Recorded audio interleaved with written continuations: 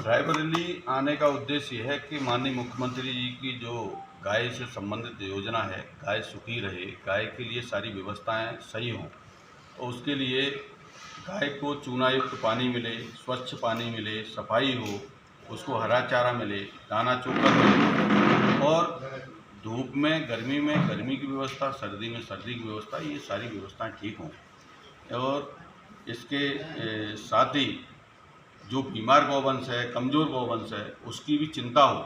जैसे पंडित दीनदयाल उपाध्याय जी का एक सपना था कि पंक्ति के अंतिम व्यक्ति को भी सुविधा मिलनी चाहिए।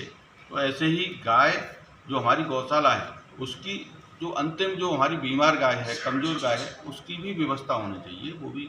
तो ये सब विषय लेके हम लोग आए हैं और ये पहला विषय है, क्योंकि सबसे पहली प्राथमिकता होती है कि उसकी खान-पान की और रहने की व्यवस्था ठीक हो। अब आगे हम लोगों ने जो प्लान किया है और आज पूरे देश की आवश्यकता है, तो उसमें गाय केवल हम लोग गाय को दूध के लिए प्रयोग करते हैं। गाय माने दूध, दूध माने गाय। जैसे ही दूध देना गाय बंद करती है, वैसे ही किसान उसको छोड़ देता है और हम लोगों की मानसिकता ये बन गई है कि दूध है तो गाय है, दूध नहीं तो वो गाय ही हमारे लिए बेकार हो गई।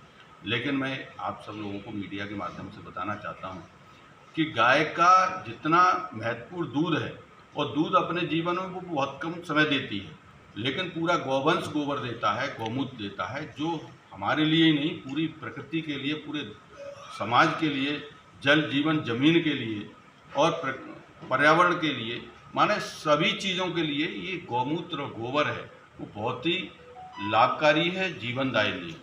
गाय के गोबर को कहा गया है गौमयी बसते लक्ष्मी, क्योंकि गाय के गोबर में लक्ष्मी का वास होता है, ये कहा गया है। क्योंकि ये जो जब खेती में जाता है तो किसान की खाद के पैसे बचा देता है ना, बीमारियों को बचाता है। जब अच्छा अन्न मिलेगा तो आप बीमार नहीं होंगे।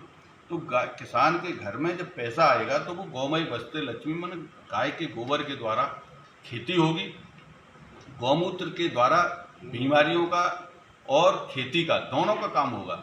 आप पूरे देश के अंदर, दुनिया के अंदर कैंसर जैसे असाध्य रोग हैं, उनका कोई इलाज नहीं है।